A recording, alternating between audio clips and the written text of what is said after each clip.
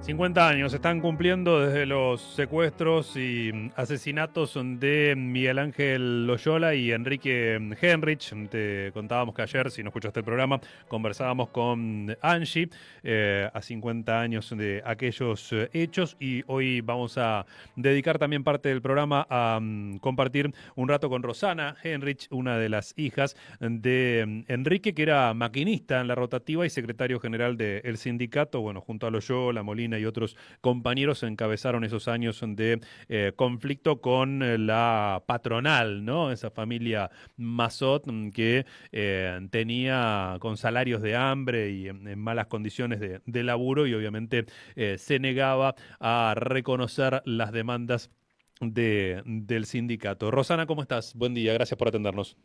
Hola, buenos días, ¿cómo está Mauro? ¿Todo bien? Bien, bueno, ¿qué significa esta fecha para vos?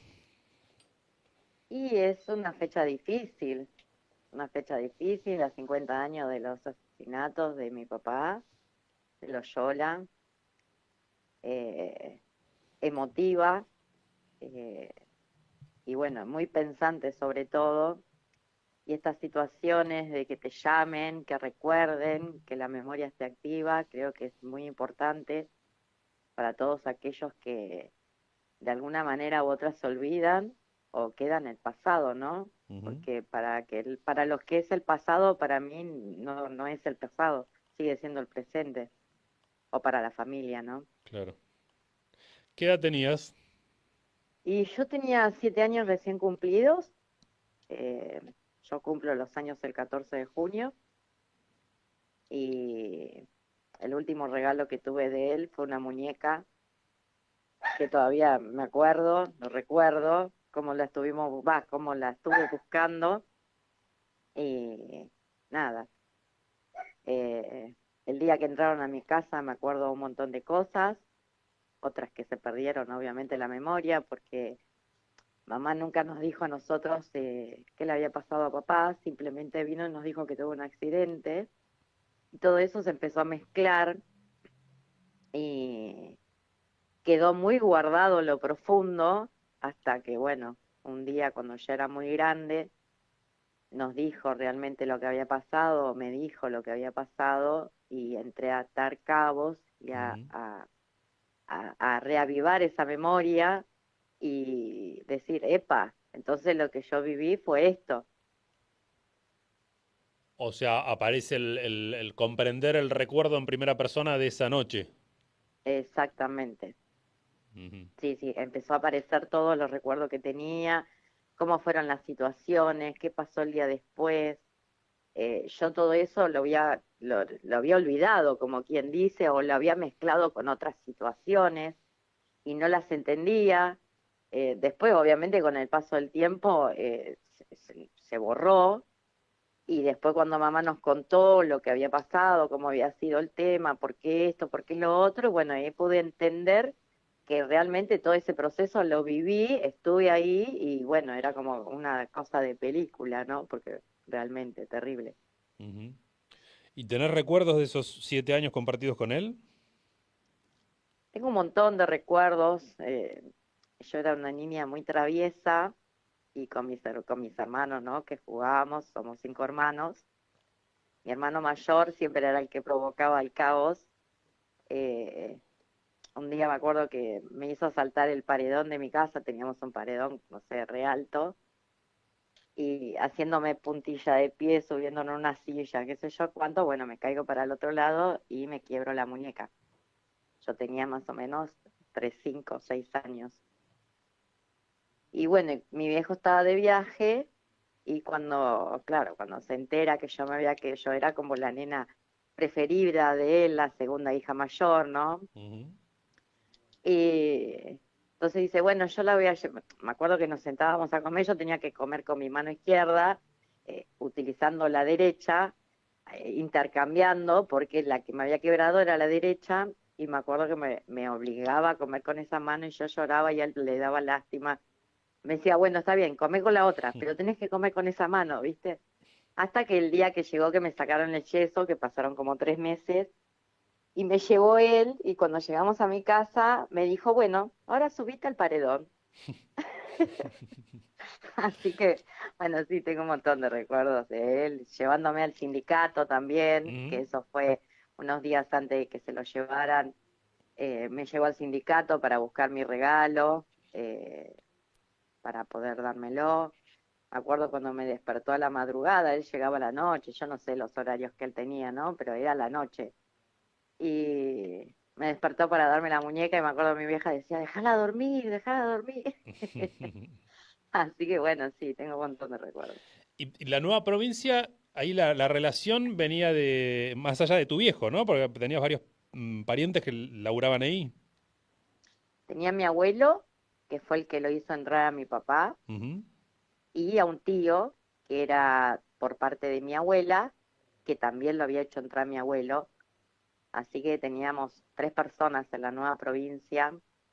Mi abuelo era una persona radical, muy derecho, y mi viejo era peronista, Ujú. y, y bueno, y sabía que había algunas internas ahí. Mi abuelo venía desde el momento que estaba el dueño de la nueva provincia en ese tiempo, el viejo, ¿no? Que no me acuerdo el nombre, Enrique el Julio. padre, claro, el padre de Diana, ¿no? Ujú.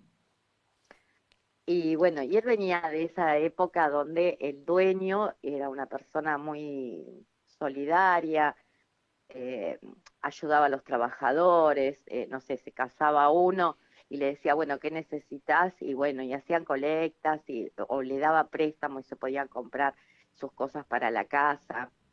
Entonces, claro, mi viejo cuando comenzó sus inicios, ¿no? De delegado y todo eso, empezó a ver cosas que pasaban en el diario después de que el viejo había muerto y quedó Diana, que no eran las mismas que eran antes, cuando un Ujú. comienzo ellos habían ingresado. Pero bueno, según mi mamá, mi abuelo le había prohibido de que él iniciara alguna acción o algo porque teníamos que se tenía que ser agradecido con los jefes, Ajá. ¿no? De alguna manera. Después que fallece mi abuelo, mi viejo pudo iniciar toda su carrera de delegado, de secretario y demás, pudiendo así llevar lo que él pensaba, la ideología que él tenía y de cómo deberían ser tratados los trabajadores, ¿no? En su momento, no sé, ellos lucharon por un convenio de trabajo colectivo de los cuales los jefes no lo respetaban.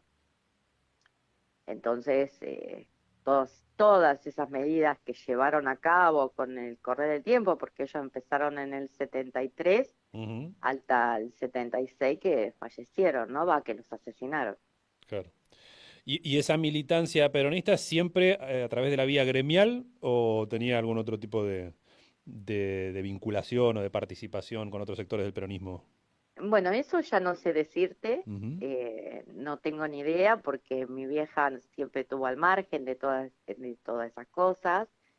Él contaba muy poquito, entonces mi hija no sabe contarte qué era lo que él realmente hacía, ¿no? Ujú. En su momento, por qué lo llevó a creer más o a estar más partícipe del peronismo que del radicalismo, ¿no? Porque uno viene siempre con lo que traemos, lo que mamamos de chiquito, las ideologías esas, y vos decís, bueno, mi papá tendría que haber sido, ponerle radical, ¿no? Ujú. Como era mi abuelo. Y sin embargo, no, creo que la justicia de él era otra, ¿no?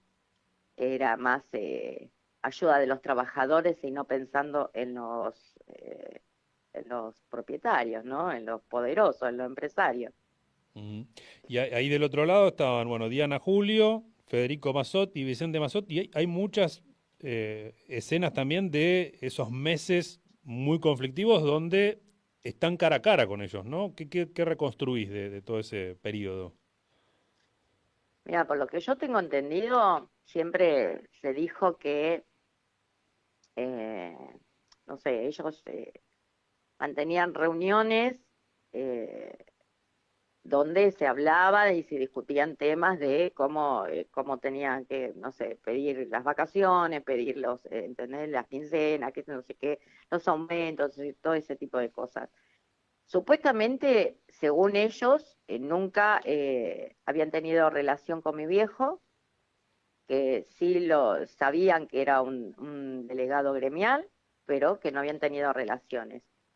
Y hasta no hace mucho, cuando se hizo un allanamiento en la nueva provincia, se encontraron actas firmadas por los propios dueños, o sea, por los propios empresarios, o sea, Mazot, donde sí habían tenido reuniones y conocían tanto a Enrique como a Loyola, ¿no? En su momento. Ujú. La relación de ellos era muy tirante, eh, ya que obviamente no cumplían lo que se les demandaba, no se hacían cargo de lo que se pedía. Según tengo entendido, mamá siempre contaba que esta señora Diana no era una buena mina, era muy una especie de sargento, le decía mamá, ¿no? Era como muy autoritaria. Y también contaba otras cosas, por ejemplo, que cuando ella era chica y el papá la llevaba a la nueva provincia, eh, ella se sentaba en las rodillas de los trabajadores porque el tipo la tenía ahí, entonces ella daba vueltas en el diario y ella como que se crió ahí adentro, ¿no? Ujú. Entonces, como cambió después, ¿no? El hecho de ser una niñita por el padre, ¿no? Inculcándole, los trabajadores eran todos los mismos, ¿entendés? Y después cuando ella pasó a ser dueña, cambió toda la situación, ¿no? Ujú. Y una vez que ocurren los secuestros y los fusilamientos, bueno, no en tu caso obviamente, que eras una nena, digamos, pero en la historia familiar, ¿alguna vez tuvieron dudas de que la cosa venga por el lado de la nueva provincia? ¿O tuvieron claro que eso estaba vinculado a ese proceso No, que... mi mamá siempre lo tuvo en claro, que ella siempre dijo, la vieja esa, la nombraba, se la tenía jurada a tu papá, así nomás. Entonces, creo que no hay dudas, no hay dudas porque pues, cuando a él lo citaron a indagatoria, él dijo que no tenía relación ni con Enrique ni con Oyola, que él era muy joven, él siempre se atribuía que era joven, eh, y después se encuentran estas actas donde sí tenía contacto con ellos. Y bueno, y después si empezamos a ver la historia y todo eso, se empiezan a ver un montón de cosas, de diarios, no sé, de notas en diarios donde a los trabajadores se los llamaban subversivos, ¿entendés? Se indagan, no sé, poniendo un montón de cosas. Entonces, creo que eh, no hay duda de que son los culpables de lo que haya pasado. Ujú. Recordemos a la audiencia, cuando decís esas actas, hay sí, un documento, digamos, ante escribano donde Federico Mazot delega en Vicente todo trato con el personal, ahí incluyendo posibilidad de despedirlos y demás, ¿no? Esa continuidad de esa negociación en el marco del conflicto sindical. ¿Y cómo fue para ustedes la vida después del asesinato de tu viejo? Y la vida para nosotros fue horrible. Nosotros tuvimos que mudar de Bahía Blanca. A mi mamá le llegaban cartas amenazándola que le iba a pasar lo mismo que le pasó a mi papá, y ella hablaba, que nos iba a pasar a nosotros lo mismo. Nos tuvieron que cambiar de colegio. Nosotros vivimos en Bahía Blanca hasta los 12 años. Yo me acuerdo de mi edad, ¿no? Ujú. Tenía 12 y nos mudamos de ahí, nos fuimos a vivir a un pueblo donde mi vieja había nacido, donde tenía familia, que yo qué, y allá le decían que ella vaya porque allá si venía alguien extraño al pueblo, enseguida lo iban a reconocer y que íbamos a estar protegidos. De esa manera salimos de Bahía Blanca. Ujú. Ni hablar después de la familia, ¿no? La familia es como que nos encapsuló, no tuvimos más contacto con nadie, no sé si por miedo, por qué cosas, el día de hoy que yo no tengo contacto con la familia de mi papá, todavía hay un par de hermanas vivas de él. Eh, Después con la familia de mi mamá, sí, obviamente, fue la que más estuvo, pero sí, a nosotros nos cambió terriblemente, nos cagamos de hambre, de frío, mi vieja tenía que ir a pedir ropa, tenía que ir a pedir comida. Alucinante que para poder cobrar la pensión de mi papá pasó un año, que es el día de hoy que sigue pasando un año después que alguien fallece y le dan la Ujú. pensión. Eh, entonces sí, pasamos necesidades, pasamos un montón de cosas. Yo después de unos años, cuando crecí, después a partir de los 15, volví a Bahía Blanca, fui a vivir con una tía mía, hermana de mi mamá, y yo me acuerdo que salía así con amigas y todo, y yo no podía decir mi apellido. Mis amigas me decían, no sé, tenía amigas más grandes, vecinas de mi tía, me decían, venime a buscar al trabajo, y cuando llegaba me decían, no digas quién sos, decí que sos Rosana nada más, dice, Ujú. ¿viste? Y no entendía bien la situación, porque yo me enteré bien 15 y larguitos de lo que había pasado con mi viejo. Yo lo único que decía, bueno, está bien. Y así crecí, sin decir mi apellido, sin contar mi historia, sin poder decir quién era realmente, pero nunca me lo tomé como algo personal en ese momento, ¿no? Sentía que era porque tenía que ser así, nada más, mi ignorancia, ¿no? Ujú. Después, a partir de que empecé a militar en Hijos, cuando ingresé ahí y empecé a ver que ellos tenían la misma historia que yo tenía, las cosas que habían pasado y todo eso, creo que fue lo que me dio la, la, la posibilidad, me dieron la posibilidad de poder contar mi historia y de poder hablar y poder decir, no, pará, yo soy esta, soy hija de este, y nada. Y ahí creo que empecé a partir de eso, fue que empecé a contar mi historia y poder hablar, ¿no? Ujú. ¿Y qué era? La marca del algo habrán hecho, de los subversivos? Digamos, por qué interpretás que no se podía decir ahí? ¿O qué ocurría concretamente si se nombraba el apellido Henrich en esa época? Estaba hablando de los 15, ¿qué sería? ¿Finales de la dictadura? Claro. No sé, yo en ese momento como que no sentía mucho, decía, bueno, está bien, listo, no, soy Rosana, ¿no? Pero después cuando empiezo a atar cabos y empiezo a indagar, empiezo a preguntar y todo eso, claro, el apellido de mi viejo era muy reconocido en Bahía Blanca, creo que sigue siendo reconocido. Eh, entonces, claro, empecé a atar cabos y empecé a decir, claro, ¿por qué no puedo decir el apellido de mi viejo? Y algunas personas, por ejemplo mi tía, la que más me hablaba, decía, porque dice que tu papá hizo algo feo, ¿no? Y yo digo, ¿pero qué hizo algo feo? Y no sé, dice, porque hacía paros en el trabajo, ¿no? Estamos hablando de que en ese momento no se hablaba de nada, ¿no? Ujú. Cuando yo empecé a hurgar y fijarme, y hay una de las cosas que me abrió mucho la mente fue la tesis de Belén Zapata, Ujú. donde cuenta el trabajo gremial que ellos tuvieron, todo ese manejo con la gente del laburante del diario, inclusive no solamente diario, estaba el EU2 y estaba el Canal 9 también, porque eran los mismos dueños. Entendí qué era lo que había pasado y entendí claro, que todo lo que decían eran boludeces, era solamente porque tenían miedo de lo que pudiera llegar a pasar, ¿no? No por otra cosa. ¿No? Tenían todos, como, no sé, como distintos pensamientos de lo que había pasado y sí, que realmente mi viejo y Loyola y la gente que había desaparecido y había muerto estaba tildada de algo horroroso que no era, ¿entendés? Ujú. Porque si uno se pone a ver todos los desaparecidos, te das cuenta que la mayoría eran estudiantes, eran docentes, eran trabajadores, no era gente de guerrilla, gente de, ¿entendés lo que te digo? Así que bueno, a mí me costó un montón poder hilar todas esas situaciones y poder entender lo que había pasado. E inclusive te digo más, yo un montón de tiempo estuve enojada porque cuando mamá me cuenta un poco de la historia, un poco, porque ella no te va a contar el 100% de la historia, Sí. yo decía, pero mi viejo al final se murió por ayudar a sus compañeros y nos dejó a nosotros 5 solos y a mi mamá sola y pasamos todo eso por culpa de él. Entonces llegó un momento que yo estaba enojada con él, Ujú. hasta que bueno, hablando así con gente allegada y todo eso, me decía, pero vos sos, hablando mal y pronto, vos sos boluda, vos te das cuenta de lo que hizo tu papá. Bueno, y ahí pude entender un poco de todo lo realmente había hecho él, ¿no?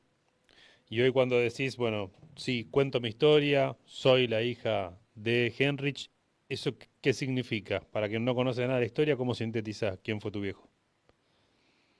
Mi viejo fue un luchador, mi viejo tenía ideales, era íntegro. Para mí es un orgullo, es un orgullo. Sí me entristece, ¿no? De que no haya podido vivir, eh, no sé, el crecimiento nuestro, de que no, mis hijas no tengan su abuelo, de yo no tenerlo, ¿no? Yo conocí a Jorge Molina, que Jorge Molina fue un gran luchador de la memoria de ellos, y Jorge tiene la edad de mi papá, ¿no? En este momento, que tendría mi viejo, y yo digo, mira, la pucha, mi viejo podría estar acá también, ¿no? Que hubiese sido de nuestra vida si él hubiese estado presente. Yo me siento muy orgullosa de lo que hizo y creo que un poquito de todo lo que él hizo me lo legó a mí también, porque obviamente el trabajo que hacemos desde hijos es esa lucha incansable que tenemos de memoria, verdad y justicia, donde también nos parece aberrante las situaciones que está viviendo ahora, que está atravesando el país, donde no sabemos en dónde podemos ayudar, dónde podemos estar, si vamos a la marcha de jubilados, si vamos acá, si peleamos por los trabajadores despedidos. Eh, bueno, este es un tema muy complejo y creo que todos los que militamos de alguna manera en hijos o ya sea en otro partido, en otro lugar, tenemos eso metido en la sangre. Lo mío es exclusivamente es eso, creo que es la sangre la que me tira a llevar esto. eh, y una de las cosas también que creo que se la alegó fue a mi hija a partir de que yo ingreso en hijos, ella ingresa conmigo, es una militante también de hijos con 37 años, eh, que creo que lo tiene metido en la piel, ¿viste? Es más, hace poquito fuimos a Bahía Blanca porque se hizo un documental Ujú. de papá y de Loyola, donde ella estaba ahí conmigo acompañándome y claro, y ella, no sé, fuimos al sindicato y empezamos a leer actas que estaban guardadas del tiempo donde mi viejo llevaba asambleas y todo eso, y cuando se los contamos a nuestros compañeros acá, ¿no? Dice uno, ay, mirá, Maru, dice, lo que vos haces allá, porque ella es la que lleva nuestras actas. Ujú. Así que bueno, fue una cosa muy loca y algo que te hace pensar, ¿viste? Que toda esa ideología, todo eso que uno lleva adentro, viene también un poco de la sangre de él, ¿no? Ujú. Rosana, nunca pudiste contar tu historia ante un tribunal. ¿Eso cómo te afecta? ¿Qué pensás? Sí, nunca pude contarla porque la contó mi mamá y creo que ella hizo un buen trabajo y tuvo mucha valentía en poder ir y hablar y contar lo que había pasado. Y bueno, a partir de la falta de mérito, del sobreseimiento de Mazot, me constituí como querellante para poder ir y contar un poco la historia vista del lado de los hijos, ¿no? Porque ninguno de mis hermanos pudo jamás declarar nada. Siempre fue la única que lo hizo fue mi mamá. Ujú. Así que creo que la parte de los hijos tiene que estar plasmada en esos expedientes y contar lo que pasamos nosotros y lo que vivimos nosotros también. ¿Y eso está cerrado o seguís reclamándolo? ¿Cómo está la situación? No, la situación está ahí, encapsulada, como todo. Eh, Tenemos una Corte Suprema que es, bueno, un poder de justicia que es una porquería, ¿no? Que siempre está a favor de los empresarios, siempre a favor del que más tiene. Eh, Te digo más, yo en este momento, nosotros hace como 3 años que estamos esperando que nos llamen. Y bueno, estamos esperando que se haga, no sé, nos quisieron llamar, pero no iba a ser ni oral ni público, y nosotros lo que estamos pidiendo es que sea oral y público, que esta historia se conozca, que se enteren todo lo que está pasando. Vos alucinate que si no es oral y público, ¿en dónde va a quedar eso? ¿Encapsulado en un cuartito de 2x2? donde la historia siempre la sabemos nosotros, ¿no? No los demás. Ujú. Así que estamos esperando que nos llamen. Bien. Rosana, te agradecemos esta charla y te dejo el cierre para que compartas lo que quieras, lo que tengas ganas respecto de estos 50 años que están transcurriendo y bueno, todo esto que nos relatás que les ha tocado vivir también, no solamente en esos años de dictadura, sino en esta democracia que ha tenido sus idas y vueltas, ¿no? Hoy también con un entorno muy desalentador en ese sentido. Bueno, primero agradecerles por mantener la memoria viva, por recordar a Henry a Loyola y a tantos más, ¿no? 30.000 desaparecidos. Creo que en la sociedad hace falta mucha memoria para que no se vuelvan a repetir las historias. Eh, Creo que la sociedad está en un momento muy complejo, en este momento con siempre de alguna manera u otra es como que volvemos al pasado, estamos en un círculo vicioso, no entendemos cuando tenemos un gobierno popular qué es lo que nos tiene que atravesar, qué es lo que no, qué es la importancia, ¿no? De tener un gobierno popular que apoye todo a todos los trabajadores, a todos y todas.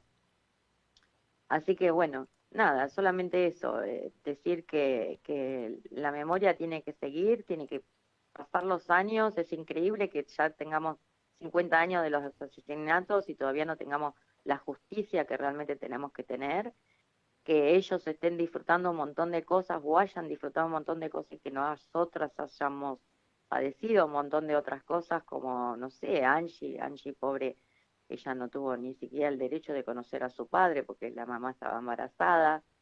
eh, Así que creo que todas las cosas malas en algún momento van a tener que ser de alguna manera u otra pagadas. Así que bueno, gracias por la invitación, gracias por llamarme y gracias por recordar. Abrazo hermana y compañera, acá te dice Angie, que está escuchando la charla. Gracias, hermanita. Chao Bueno, Rosana, saludos a la chao, familia. chao. Rosana Henrich, con el recuerdo de su viejo y el relato también de su historia a 50 años de los secuestros y asesinatos. Nuevamente también aquí el abrazo para ella y para Angie. Recibí los contenidos destacados de la radio en tu celular. Unite a Info de la Calle, nuestra lista de difusión en WhatsApp. Ingresá por delacalle.org o pedinos el enlace al 291-441-6374. Informate en De la Calle.